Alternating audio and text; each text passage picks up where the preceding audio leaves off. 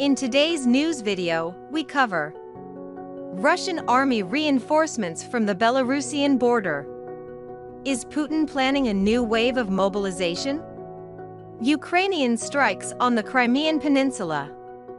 Chinese military aircraft cross Taiwan Strait. Enjoy watching and don't forget to like and subscribe so you don't miss out on important news. About 800 Russian soldiers arrived in Belarus inside 15 train cars on the night of 5 to 6 January.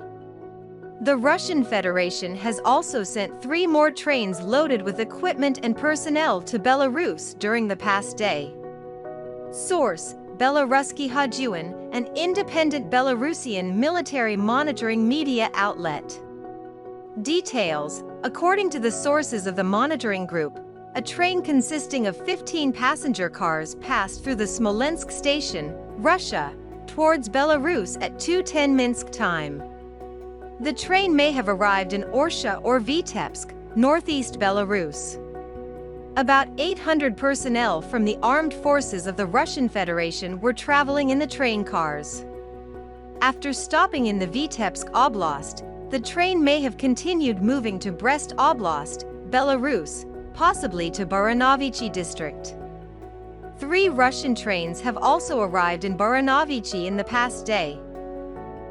Sources of Belaruski Hajuin claim that a train arrived at Polonka railway station in Baranovichi district of Brest Oblast at 7:30, consisting of about 30 platform cars loaded with equipment on wheels, 4 covered cars and 2 passenger cars carrying personnel. The vehicles that have been cited included Urals, Kamazes, armored personnel carriers, and fuel trucks. This train left as early as January 3rd from the railway station in Voronezh Oblast in Russia, which is located on the border with Luhansk Oblast of Ukraine.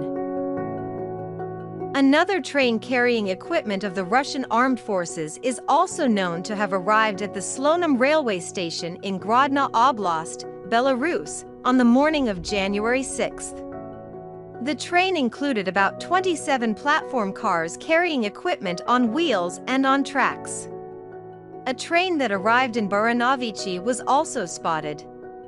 The equipment that was cited included about 43 pieces of Kamazes and Urals, BAZ 6306, 5 fuel trucks, 2 Zu-23-2 anti-aircraft automatic cannons, mobile kitchens, and water barrels.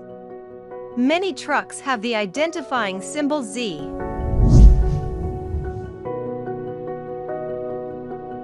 Is Russia preparing to mobilize 500,000 new troops to fight in Ukraine? Ukrainian military intelligence claimed this week that Russia isn't content with the 320,000 additional soldiers recruited in the partial mobilization of troops announced in September and could be going ahead with plans to mobilize another 500,000. According to Vadim Skibitsky, the Ukrainian deputy military intelligence chief, Putin is preparing to mobilize a further 500,000 conscripts as soon as this month. The news directly contradicts the Russian president's own suggestion that Russia has finished mobilizing troops and does not plan to recruit more soldiers from its reserves. In December, Putin confirmed that many of the 300,000 new recruits had not made it to the battlefield, with just 77,000 on the front line and many on second or third lines.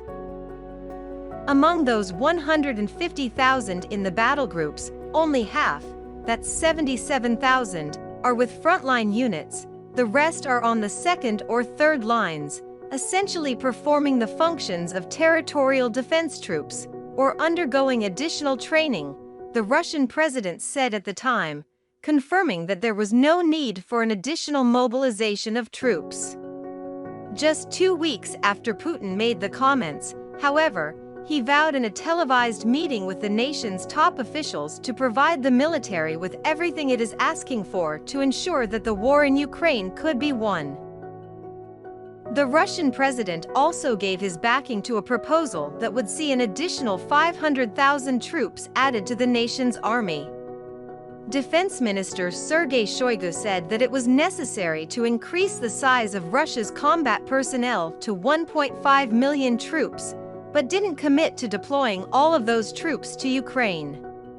Now, it looks like that decision may have been made with plans to escalate the conflict in mind. On January 5th, the armed forces of Ukraine launched an attack on the stationing point of the occupiers in the village of Havrylivka Drua in the south of Kherson Oblast. Up to 100 injured soldiers were taken to the hospital. Source: General Staff of the Armed Forces of Ukraine. Quote, "A strike on the Russian occupying forces in Havrylivka Drua in Kherson Oblast on January 5, 2023 was confirmed.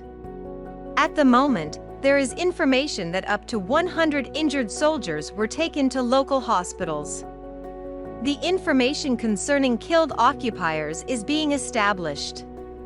Details: the Ukrainian aircraft launched an attack on the area of concentration of the Russian occupiers.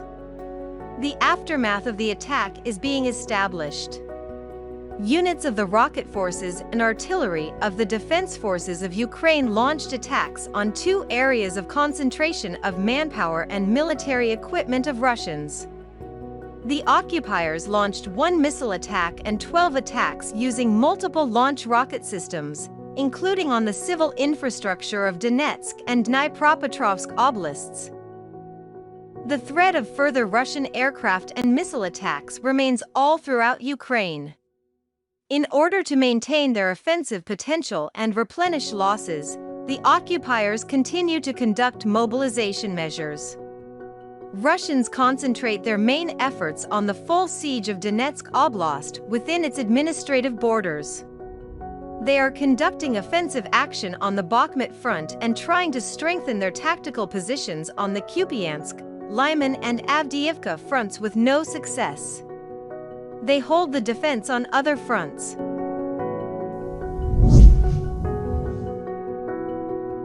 Taipei, Taiwan News. The Ministry of National Defense, MND, tracked 22 Chinese military aircraft and 3 naval vessels around Taiwan between 6 a.m. on Friday, January 6th, and 6 a.m. on Saturday, January 7th. 16 of the People's Liberation Army, PLA, aircraft crossed the Taiwan Strait Median Line and entered Taiwan's Southwest Air Defense Identification Zone, ADIZ. In response, Taiwan's armed forces sent aircraft and naval ships and used land-based missiles to monitor the PLA aircraft and vessels. Plane types included the Xi'an JH-7, Sukhoi Su-30, Shenyang J-11, Shenyang J-16, Chengdu J-10, Harbin BZK-005, and Shaanxi Y-8. So far this month, Beijing has sent 94 military aircraft and 23 naval ships around Taiwan. Since September 2020, China has increased its use of gray zone tactics by routinely sending aircraft into Taiwan's Air Defense Identification Zone.